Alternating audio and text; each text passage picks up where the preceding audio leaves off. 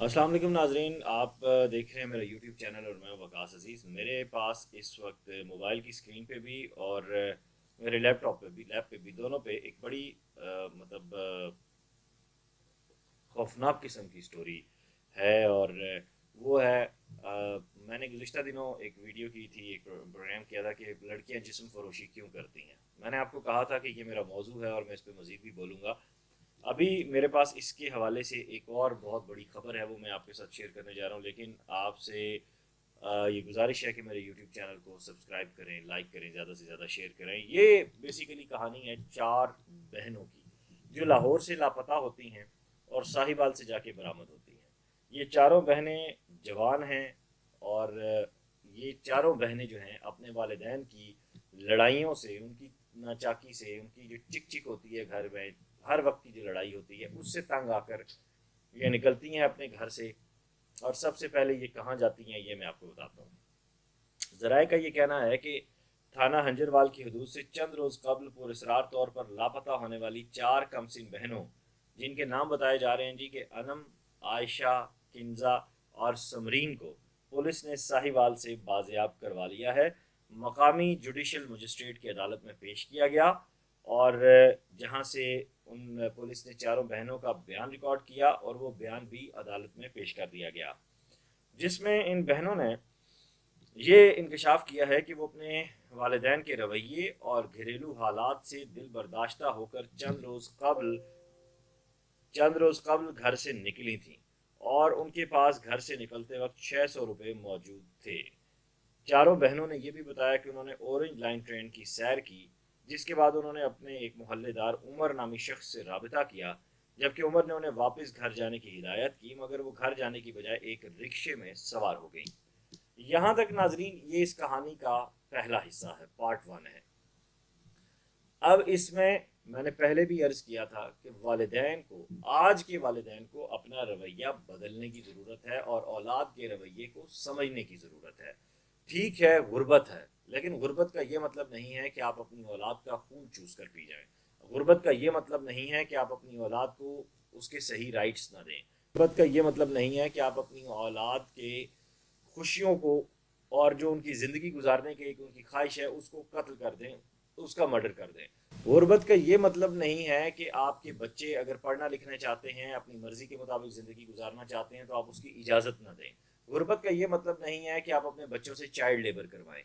गुर्बत का ये मतलब नहीं है कि आप अपने रिश्तेदारों, दोस्तों, अजीज़ों अकारिब के बच्चों को देख कर अपने बच्चों से ही वैसी तवक्कुआत वाबस्ता करें।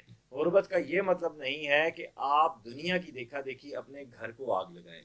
आज इस मोबाइल की वजह से एक 3 साल का बच्चा भी बहुत बाशऊर हो चुका है। उसे भी पता है कि यूट्यूब पे क्या होता है, उसके राइट्स क्या हैं, उसने कैसे ज़िंदगी गुजारनी है। जब आज के आप वन क्लिक के ज़माने में जी रहे हैं, तो आपको अपने वालिदैन होने की जिम्मेदारी भी आज के दौर के मुताबिक ही अदा करनी पड़ेगी। गरीब होना बुरी बात नहीं है, बुरी बात यह है कि आप अपनी गुर्बत को एक तमगा बना लें, एक टैग बना लें और उसके साथ आप अपना वैसा सलूक अपनी औलाद के साथ करें। अब आपको मैं इससे आगे की कहानी सुनाता हूँ। रिक्शा ड्राइवर कासिम को उन्होंने जौहर टाउन में वाकई एक खातून के घर जाने के लिए कहा, जिस पर रिक्शा ड्राइवर ने उन्हें खातून के घर जाने की वजह पूछी तो चारों बहनों ने बताया कि वो उस खातून के घर काम काज करती हैं। चारों लड़कियों के मुताबिक रिक्शा ड्राइवर चारों बहनों को ग्रीन टाउन में वाकई अपने घर ले गया, जहां उन्होंने रात गुजारी। अब ये दूसरा पहलू है कि रिक्शा ड्राइवर को उन्होंने जौहर टाउन जाने को कहा, रिक्शा ड्राइवर उन्हें लेकर अपने घर ग्रीन टाउन चला गया। इसका मतलब ये है कि वो रिक्शा ड्राइवर आदि मुजरिम था। उसने जब इन चार मासूम बच्चियों को देखा तो उसने कहा कि यार ये तो बड़ा आसान शिकार है, इसे फौरन अपने काबू में किया जाए। और वो लोग, वो बच्चे जो इस एज में होते हैं, 12, 13, 14, 15, 16 साल जिनकी एज होती है, यानी 20 साल से कम, 20 साल का बच्चा भी मतलब वैसे टेक्नोलॉजी के हवाले से तेज होगा, लेकिन एक मुजरिम आदमी, जराम पेशा आदमी के जहन को तो वो रीड नहीं कर सकता।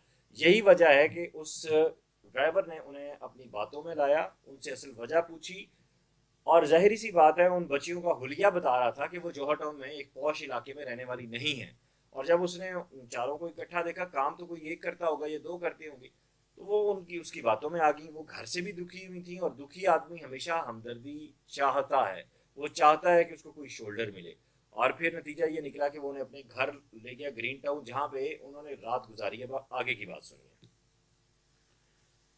اگلے دن رکشہ ڈرائیور قاسم چاروں بہنوں کو اپنے ایک دوست شہزاد کے گھر لے گیا، جہاں سے رکشہ ڈرائیور قاسم اور شہزاد نے اپنی اہلیہ کے ساتھ انہیں رکشے اور ایک گاڑی میں سوار کر کے ساہیوال پہنچا دیا، جہاں شہزاد اپنے ایک دوست آصف کے گھر لے گیا۔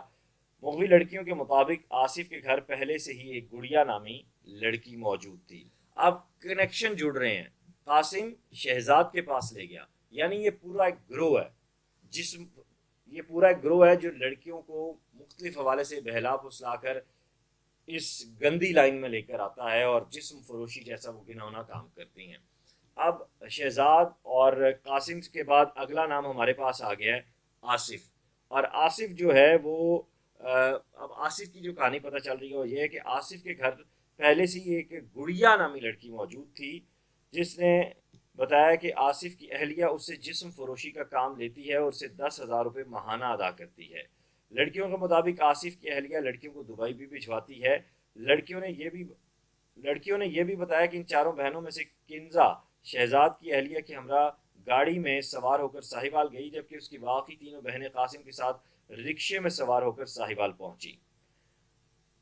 اب کنزا چونکہ سب سے بڑی ہے، اسے انہوں نے گاڑی میں بٹھایا، اسے راضی کیا اس کام کے لیے، اور اسے کہا وہ اپنی بہنوں سمیت آئے، اپنی بہنوں کو بھی لے کر اس کام میں آئے۔ اور دیکھیں کہ یہاں لاہور سے رکشہ ساہیوال گیا ہے، لاہور سے 3-3.5 گھنٹے کی ڈرائیو ہے۔ رکشہ ڈرائیور کی مجرمانہ جو سوچ ہے اس کو دیکھیں، اور ان کی احتیاط کو دیکھیں، ان کی ہوشیاری کو دیکھیں کہ انہوں نے چاروں بہنوں کو اکٹھے گاڑی میں نہیں بٹھایا، اور ایک کو گاڑی میں لے گئے اور باقی 3 کو رکشے میں، کہ یہ عام سفر کرنے والی سواریاں لگیں۔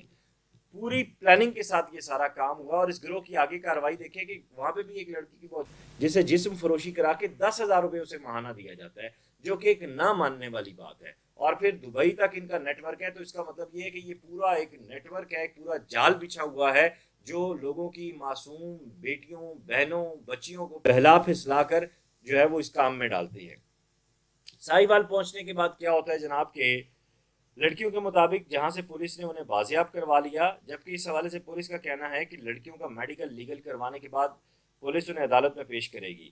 یہاں یہ بات بھی واضح رہے کہ تھانہ ہنجروال پولیس نے اس حساس معاملے میں 6 ملزمان کو گرفتار کر رکھا ہے، جن سے تفتیش جاری ہے، جبکہ اس کیس میں مزید انکشافات اور ملزمان کی گرفتاری متوقع ہے۔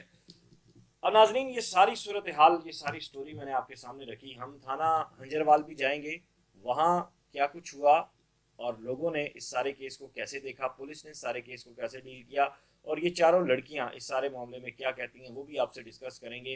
لیکن میں یہاں پنجاب پولیس کو جہاں شاباش دیتا ہوں، وہاں میں یہ توقع بھی کروں گا کہ جسم فروشی کے اس نیٹ ورک کو توڑنا چاہیے۔ جب تک یہ ٹوٹے گا نہیں، تب تک ہمارے معاشرے میں صفائی اور اچھائی نہیں آ سکے گی۔ وہیں میں ماں باپ سے بھی گزارش کروں گا کہ اپنی اولاد کو اتنا زیادہ سٹریس نہ کیا کریں کہ وہ آپ سے بدزن ہو جائیں اور دور بھاگ جائیں۔ اپنا خیال رکھیے گا۔ خدا حافظ۔